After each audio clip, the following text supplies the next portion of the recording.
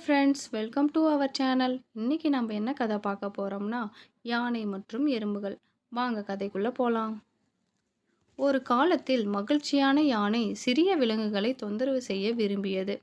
அவர் எறும்பு கூட்டத்திற்கு சென்று சிறு எறும்புகளுக்கு தண்ணீர் வார்ப்பார். அவற்றின் அளவு காரணமாக உதவியற்ற எறும்புகளால் அழ மட்டுமே முடிந்தது.